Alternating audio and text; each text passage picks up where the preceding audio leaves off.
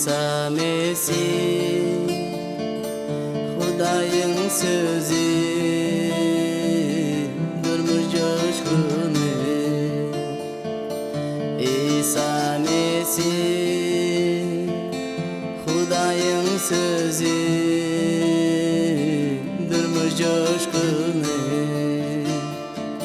Senin adında günem yuvuldu bütün kalbimi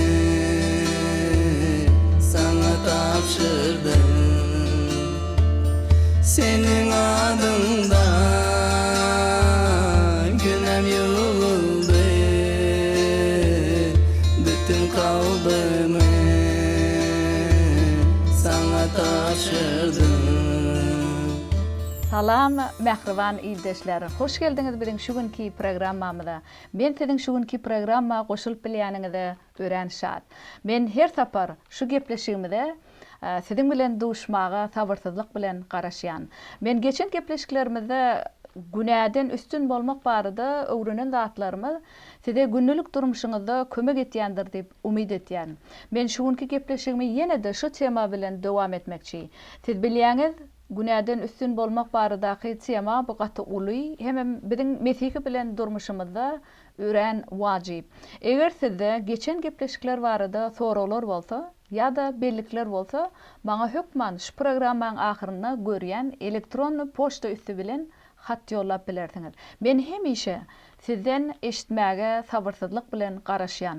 Şeýle hem sizde dilekler bolsa özüňiz üçin ýa-da maşgalaňyz ýa-da tanışlaryňyz üçin dilekler bolsa siz şonu hem bana ýollap bilýärsiňiz. Men bärde öz ýygnanşygymda siziň üçin, siziň maşgalaňyz üçin we tanışlaryňyz üçin, çağalaryňyz üçin dilek etmäge taýýar.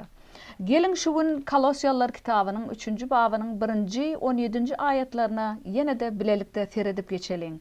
Ene şu ýerde Pawlus bize İsa Mesih'te täze durmuşymyz barada köp tatlary öwretýär. Şeýlelikde Mesih bilen dirilendiňizde göre göklerdäki zatlary agtaryň.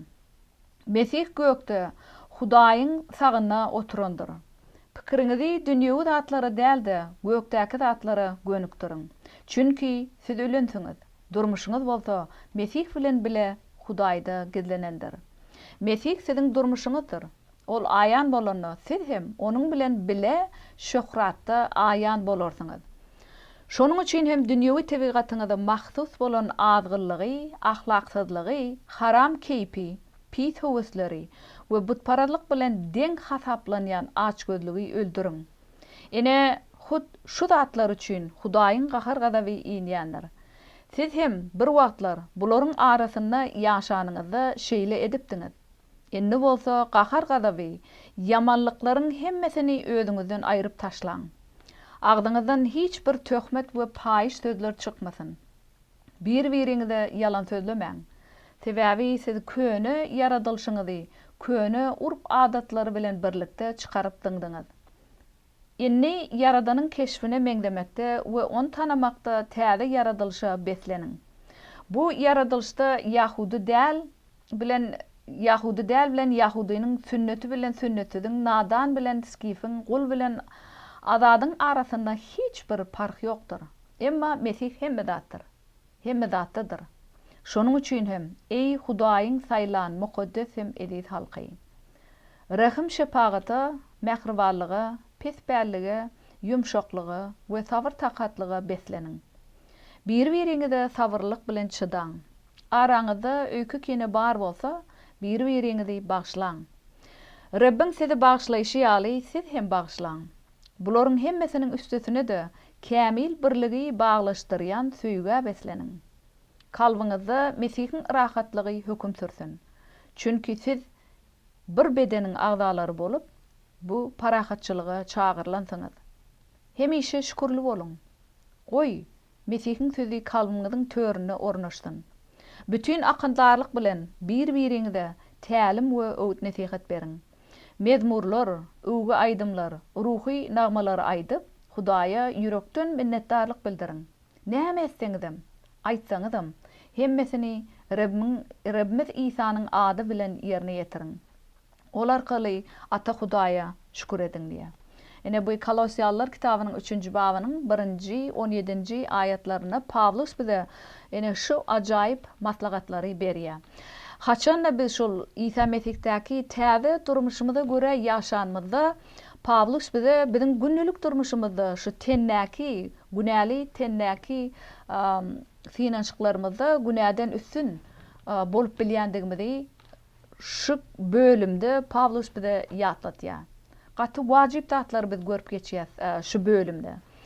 Sebäbi siz bilýäňiz İsa Mesih'e iman etýärler hökmüne bizim her birimiziň durmuşymyzda synançyklar bolup geçýär. Şoň üçin hem Pavlus şu Timoteus kitabyny özüňiz okap bilýäňiz şu 1. Timoteus, 2. Timoteus kitabyna Pavlus özüniň Timoteus hatyna şu söwüşiň şu dünýäde ta İsa Mesih ýzyna ikinji sapar dolanyp gelýänçe söwüşiň dowam etjekdigini bize ýatlatýar. Ol diýär şu imanыңyzda berip duruň şu iman söwüşi diýär.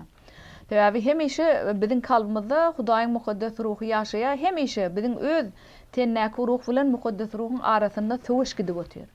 Ene bu barada Pavlus bize Rimler kitabynyň 8. babyna da şey dip ýatlatýar. Ene şu zatlary bilip biz ýaşamaly.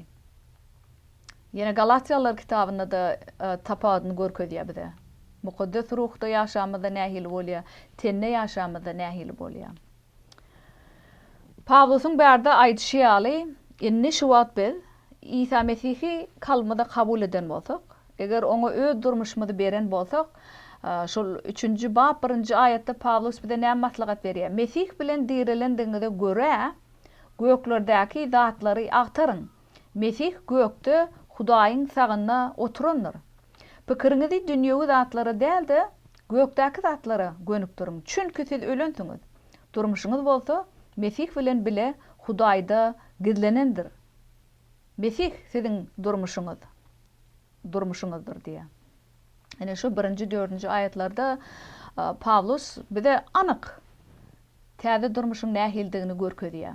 Ene şu wagt men İsa Mesih bilen men täze durmuş hemişe men geçen gepleşigimde dedim edil eşigimde geýinişimde ýaly her gün ir bilen turamyzda ene men İsa Mesih'i şu täze durmuşymy geýinýän diýmeli. Ene şu barada Pavlus Efesler kitabynyň 4. 5. bablaryna bize ýatladyp geçipdi. Men şonu siziň bilen bile geçen gepleşigimde de okap geçdim. Ol çykaryp taşlaň diýär. Köne zatlary aýryň, çykaryp taşlaňla ende siz täze durmuşa göre, Hudaýyň häsiýetine göre hereket ediňi, şeýle etdiňiz. Günä siziň üstüňizde şol kontrol edip bilmeýär. İsa Mesih bizi haçta ölmek bilen günäniň hökmünden azad etdi. Biz bu barada geçen gepleşiklerimizde de siziň bilen seredip geçdik bir näçe ayetlara. Ene şu ýerde de Pavlus diýär, enne siz İsa Mesih bilen şol İsa Mesih haçta öldü, soňam ol dirildi. Eger ol dirilmedik bolsa, onda bize täze durmuş bolmazdy.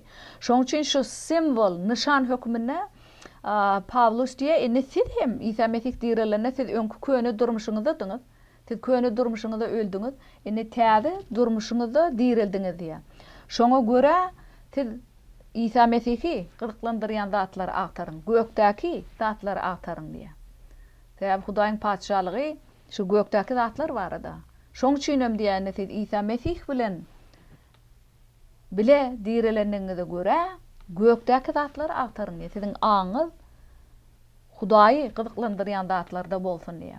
Siz hem şol Hudaýy näme gydyklandyrýan bolsa, şu zatlar barada pikir ediň, şu zatlar barada oýlanyň. Şonu günä siziň üstüňizden hökm etip bilmedi. Sebäbi Hudaýyň pikirleri aňymyzda da şu Hudaýy kalmyzda da öz mukaddes ruhunyň üstü bilen ýaşap otýar. Her sapar biz tene göre hereket etjek bolamyzda Hudaýyň hakykaty bizi iýde çekýär. Hudaýyň hakykaty bizi günä etmekden, ýalňyşlyk etmekden Hudaýyň mukaddes ruhu bizi gorap saklaýar. Ene şu wagt İsa Mesih gökde Hudaýyň sagyna oturandyr diýär. Şoň üçin biziň hem aňymyz şu ýerde bolmaly. Biziň pikirimiz dünýäwi zatlarda däl-de gökdäki zatlara gönüp durmaly diýär. Bar pikirlerimiz. Şu dünýäde töweremizde gözümizden görýän zatlaryna gönüp durmaly däl-de eýsem Hudaýyň paçalygyna gönüp durmaly. Hudaýyň gydyklanýan zatlary bilen gydyklanmaly. Şeýle ýagdaýda biz Hudaýa hormat getirýär. Şeýle ýagdaýda özümizi günä etmekden saklaýar. Tabi Hudaý öz mukaddes ruhunyň üstü bilen bize kömek etmek isleýär. Ýöne biziňem özümizem etmeli işimiz bar. Bizem öz tenimizi terbiýelemeli. Pawlus şu barada da 1-nji Korintioslar kitabynyň 9-njy babynda da ýatlatýar. Ol öz tenini Hudaýyň etmeli diýen zatlaryny etmäge iterýär. O gul etýän ýemen öz tenimi, şu Hudaýyň aýdan zatlaryny ýerine ýetirmäge, şonu diňlemäge men tenimi gul etýän. Biz tenimi terbiýelemesek ol günah etmäge öwrenşen. Şol günah aňymyzda da şol negativ zatlar bar dep pikir etmek isleýär. Ya da özümizem şol günäli hereket etmäge ymtylýar. Sebäbi biz şol insan howatlaryna görä ýaşap öwrenen. Indi öz tenimizi mukaddes ruha görä ýaşamaga terbiýelemeli. Ýöne Hudaý bize kömek etýär. Bizem ýöne şol hereket etmeli şu tarafa. Hudaý bizi hiç açan mecbur etmeýär. Ol bizi çagyrýar mulaýymlyk bilen, mähirlik bilen, merhamet bilen çagyrýar. Pikiriňizi dünýägi zatlary däl-de gökdäki zatlara gönüp durun. Menem Edil Pawlus ýaly tede şeýle ruhlandyrmak isleýän. Ol ýene de çünki siz ölensiňiz diýär. Indi siziň durmuşyňyz İsa Mesih'däki şol Hudaýda gizlenen. İsa Mesih bilen bile Hudaýda gizlenen. Bar ünsümez aňymyz İsa Mesih'i hoşal etmek, Hudaýy hoşal etmek, şoňa hyzmat etmek barada bolmaly. Sebäbi İsa Mesih öz janyny biziň üçin pida etdi, biz süýýänlik üçin. Bizi günäniň hökmünden azad etdi. Şoň üçin biz oňa hyzmat etmäge taýin bolmaly. Şonu Pawlus bize ýatlatýar. Mesih inni biziň durmuşymyz. İsa'daky durmuşymyz inni şoňa doly bagş edilmeli. Aňymyz, kalbymyz, tutuş tenimiz. Şeýle edilene biz günäden üstün bolup bilýär. Ene 5-nji aýatda Pawlus şeýle diýär. Şonuň üçin hem dünýäwi tebigatyňyza mahsus bolan azgyrlygy, ahlaksyzlygy, haram keypi, pis howuzlary we butparazlyk bilen deň hasaplanýan açgözlügi öldürün. Ene şu zatlar üçin Hudaýyň gahar gadaby inýändir diýär. Ýene de Pawlus bize öňkü köni durmuşymyzy görkezýär. Insan howatlaryna görä ýaşan durmuşymyzda näme zatlar bolan? Şol dünýäwi tebigat diýär. Dünýäwi tebigatyňyzda azgyrlyk, ahlaksyzlyk, haram keyp, pis howaslar, butparazlyk, açgözlük ýaldatlar bolan ekeni. Şolary öldürün diýär. Öldürün bu gaty güýçli söz. Öldürün, ýok edin diýär düýbinden, kökü damar bilen aýryp taşlaň. Tabi ol köni durmuşyňyzda diýär. Ene şu wagtda İsa Mesih'de täze durmuş bar.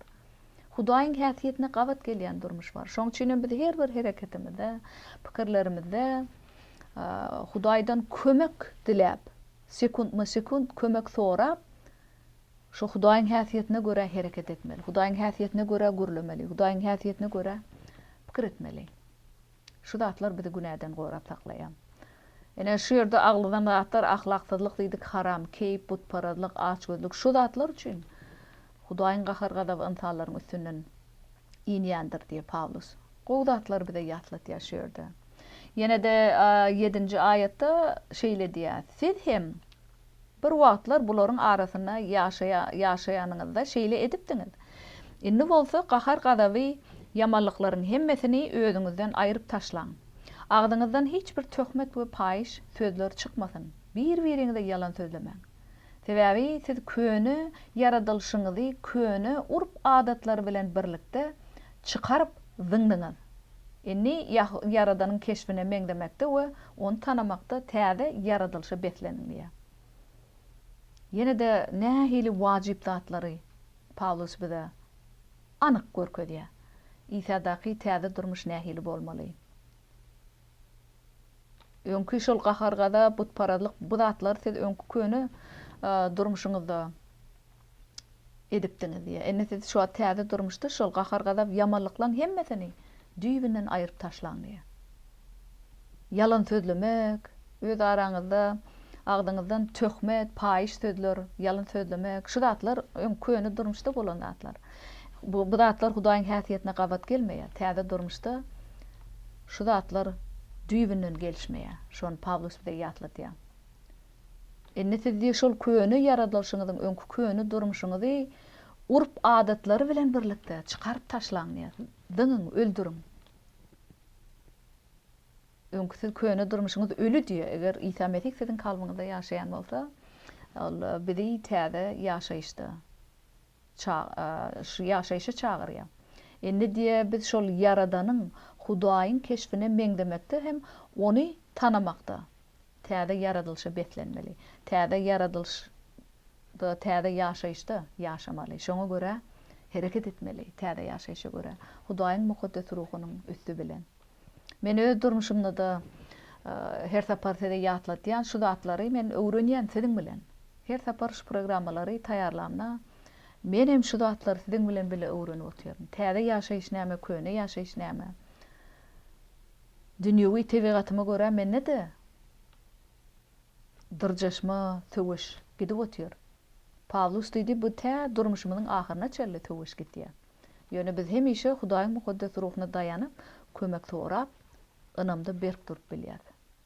Şol kynçylykly pursatyň içinde de güne tawin bolman eýsem Hudaýa tawin bolýar.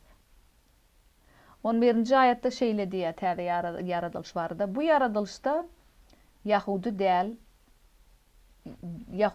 bilen Yahudynyň, sünnetli bilen sünnetidiň, nadan bilen skifin, kul bilen adadyň arasyna hiç hili fark ýok diýär. Emma Mesih hemme zatdyr, hemme zatdadyr. Endi İsa Mesih'e iman etýärleň içinde hiç hili fark ýok. Olaň hemmesi hem Hudaýyň çagasy, edil bilýärli. Deň derejede, hemmemiz deň derejede bolýanlygymyzy Pawlus şonu ýatlatýar. Şonuň üçin hem ey Hudaýyň saýlan mukaddesim edis halky. Rahim şepagata, mähribanlyga, pesbärlige, ýumşaklyga we sabır takatlyga beslenin. Bir-biriňizi sabırlylyk bilen çydaň. Araňyzda öýkü kine bar bolsa, bir-biriňizi bagşlaň. Rabbimiz siziň bagşlaýşy ýaly siz hem bagşlaň. Bularyň hemmesiniň üstesine de kämil birligi baglanşdyrýan söýge beslenin diýär. Ene täze durmuş näme bolmaly, nähili bolmaly? Gahar gazap, gıýbat odatlary araňyzdan töhmet atmak, paýyş sözler, yalan sözleri aýyryp, oň deregine siz rahim şepagata, mähribanlyga, pesbärlige, ýumşaklyga we sabır takatlyga beslenin. Ene şu siziň täze eşiňiz. İsa Mesih'täk täze eşiňiz. Şonu giýinin her gün ýerden turaňyzda siz men rahim şepagaty giýinýän, mähribanlygy giýinýän, pesbärligi, ýumşaklygy hem sabır takatlygy giýinýän diýip biz şeýle aýtmaly. Şoňa beslenmeli. Ene şonu biz günäden üstün bolup güne ýol bermeýäs öz durmuşymyzda. Täbi biz kalmady Hudaýyň ruhuny ýol berip otur. Şoň üçin biz günäden üstün bolup bilýäs. Hudaýyň güýji bilen, öz güýjimiz bilen däl. Haçanla biz Hudaýa tabilikda ýaşasak, ol bize hemişe kömek etmäge taýar. Minut bu minut, sekund bu sekund bize kömek etýär. Ýene de Pawlus şu ýerde bir-biriňize sabırlyk bilen çydaň diýär. Araňyzda öýkü kine bar bolsa bir-biriňizi bagşlaň diýär. Rab bagşlady. Siz hem edil şoň bagşlaýşy ýaly bagşlaň. Siz şu wagt araňyzda birige sabırlyk bilen çydaýaňyzmy öz ýygnaşyňyzda? Birige öýkü kine bar bolsa araňyzda edil İsa Mesihiň sizi bagşlaýşy ýaly sizi bagşlap bilýäňizmi? Siz öz durmuşyňyz barada oýlanyp görüň. Günäniň içinde kaňyz İsa Mesih siziň üçin öldü. Siziň bar günäleriniz bagşlady, entek günäň içinde kaňyz. O size öz merhametini berdi. İsa Mesih bizden birige bolan gatnaşykda edil şeýletmegimizi isleýär. O Yohanna kitabynyň 15-nji babynda da bize ýatlatýar. Edil meniň sizi söýüşüm ýaly, siziň birige söýüň diýär. İsa Mesihiň söýgüsi näil ol? Şertsiz söýgi. Şoň üçin hem diýär, meniň sizi söýüşüm ýaly birige söýüň diýär. Şertsiz söýgi bilen söýüň diýip otur birige. Bagşlaň öýkü kineňizi. Sabırlı bolun birek bilen diýär. Ene şonda Hudaýyň ruhy siziň kalbyňyzda ýaşap, size günnelik durmuşyňyzda kömek etýär diýär. Ýene de 14-nji aýatda gat wajyp zatlary ýatladýar. Ene şol sabır takatlyk, mylaýymlyk, rahim şepagat, mähribanlyk şularyň üstüne de diýär. Kämil birlik hemmemiz bir Hudaýyň mukaddes ruhunyň üstü bilen. Kämil birligi baglanşdyrýan söýge beslenin diýär. Şu söýgüni, şertsiz söýgünem giyin diýär. Ene şerde biz şonna İsa Mesih'in bizi süýşýär beýlekler süýüp bilýär. O mukaddes ruhunyň güýji bilen. Men öz güýjüm bilen hiç kim süýüp bilmeýän. Tenne men gowşak. Ýöne haçan men o mukaddes ruhuny men üstün bilen ýaşa. İsa Mesih sen öz ýaşaýyşyňyzy men durmuşymy üstü bilen görköz diýemne, şonu ol beýlekler süýýär men üstün bilen. Bu hemmesi İsa Mesih'in durmuşy. Men iň esas etmelidadym oňa ýol bermek. Şeýdip oturmaly däldi, men öz durmuşym özüm dolandyrmaly däldi. İsa Mesih'e o mukaddes ruhuny men durmuşymy dolandyrmaga ýol bersem, ol beýlekler süýüp bilýär. Sizin üstüňiz bilen, men üstün bilen. Ýöne tenne biz entegem öz durmuşymyza özümiz kontrol etmek isleýär. Şeýle dämi? 15-nji aýatda Pawlus bizi şeýle ruhlandyrýar. Kalbyňyzda Mesih'in rahatlygy höküm türsin. Çünki siz bir bedeniň agdalary bolup, bu parahatçylyga çagyrlansyňyz. Hemişe şükürli bolun. Goý, Mesih'in sözi kalbyňyzyň törüne ornaşdyn. Bütün akyldarlyk bilen bir-biriňize tälim we öwt nesihatlar berin. Mezmurlar, öwgi aýdymlar, ruhy nagmalar aýdyp, Hudaýa yürekden minnetdarlyk bildirin diýär. Gaty wajyp zatlary bize ýatlatýar şu ýygnaşykda nähili bolmaly birek-birege bolan gatnaşykda. Ýene-de ol biziň kalbymyzda hemişe şol Mesih'in rahatlygy höküm sürsin diýär. Haçan biz şu mukaddes ruhuny daýanyp ýaşasak biziň kalbymyzda Hudaýyň rahatlygy höküm sürýär. Ýöne haçan men öz durmuşymy öz elime alyp öz islegime göre ýaşasam, oň soňy ölüme eltýär. Sebäbi ol insan höwesine göre ýaşaýyş. Men ýene-de sizi bir gezek şol Hudaýa tabilikda hem mukaddes ruhy tabilikda ýaşamaga çagyrýan. Şonda Mesih'in rahatlygy siziň kalbyňyzda höküm sürýär. Ol siz her bedeniň agdalary bolup parahatçylyga çagyryldyňyz. Birek bilen aramyzda da rahatlyk parahatçylyk bolýar. Biz hemişe şükürli bolmaly kalbymyzda, islenik ýagdaýda. Ene şol täze durmuşdaky ýaşaýyş hemişe şükürli bolun diýär. Mesih'in sözü diýe hemişe siziň kalbyňyzyň törüne ornaşdyn. Eger biz Hudaýyň sözüni kalbymyzda gizläp saklasak, şolun bizi günäden gorap saklaýar. Hudaýyň hakykatlary kalbymyzyň törüne ornaşdyn.